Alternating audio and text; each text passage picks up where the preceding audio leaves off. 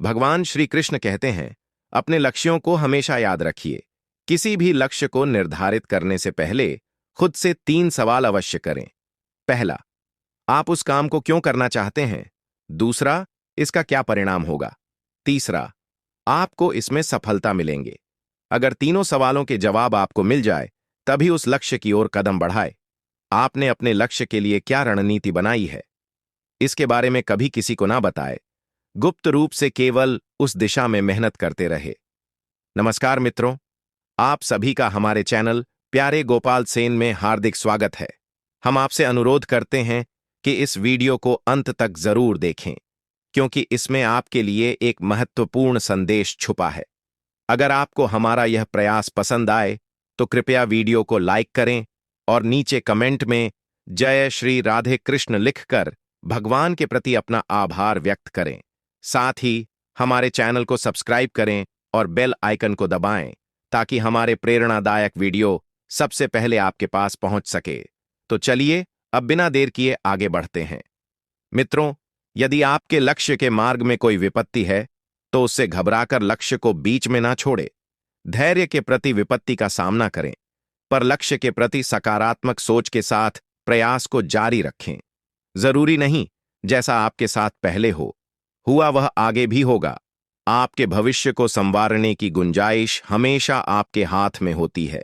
आसपास कुछ लोग होते हैं जो तेजी से सफल हो जाते हैं और जिंदगी में आगे बढ़ जाते हैं। वहीं कुछ लोग लाख कोशिश के बाद जिंदगी में सफल नहीं हो पाते।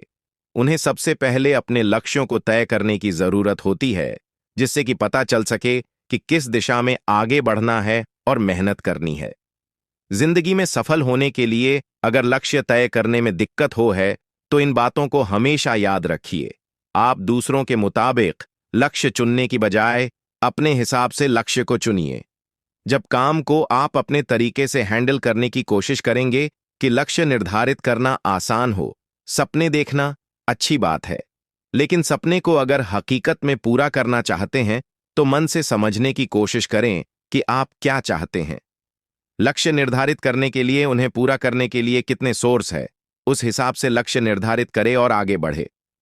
बड़ा लक्ष्य तय करने से अच्छा है कि हमेशा छोटे लक्ष्य बनाए। मैं आपको इसे एक कहानी के माध्यम से समझाता हूं। एक गांव में एक नौजवान है जो अपने जीवन में बहुत कुछ हासिल करना चाहता है।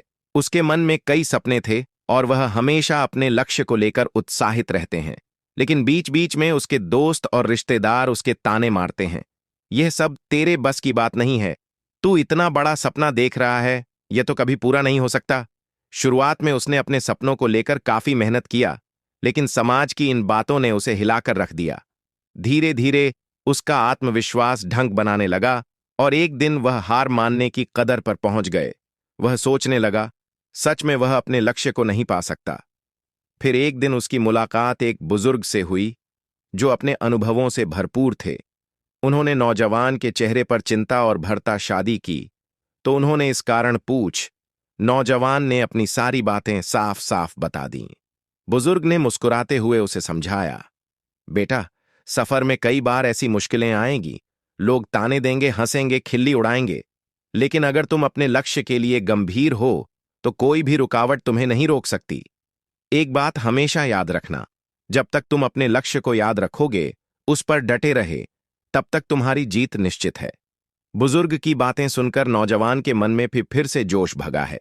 उसने अपने लक्ष्य को फिर से मन से अपनाया और लोगों की बातें सुनी करके पूरी मेहनत के साथ काम झुकी। धीरे धीरे उसके प्रयास का असर दिखने लगा और अंततः उसने अपने सपनों को स्वीकार कर लिया।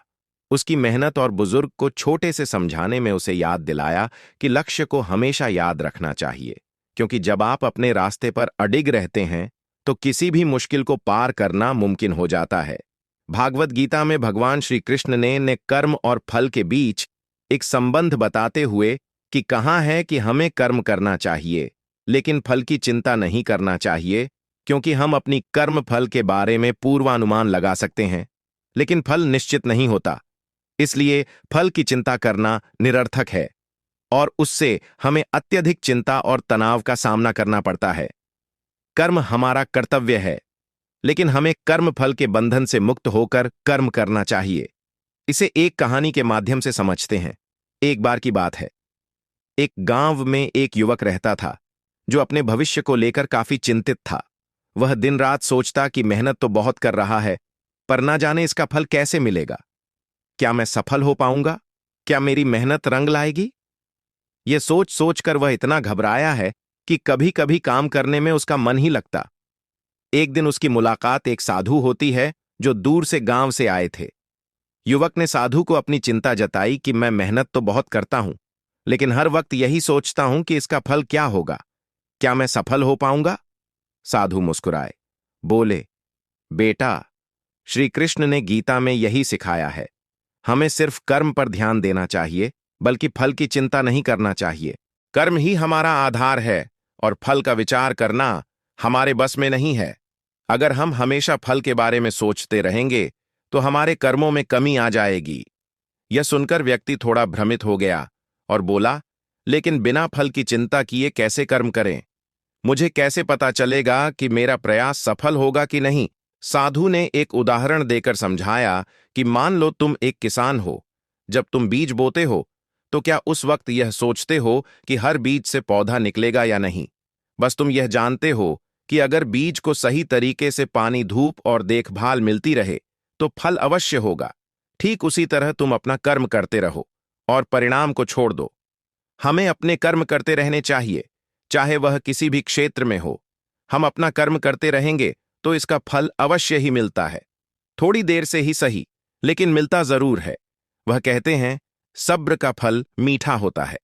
उसी तरह सब्र करने वाले को जब फल मिलता है तो वह बहुत ही मीठा होता है। मित्रों, वीडियो पसंद आई हो तो चैनल को सब्सक्राइब जरूर करें और कमेंट में जय श्री कृष्णा जरूर लिखें।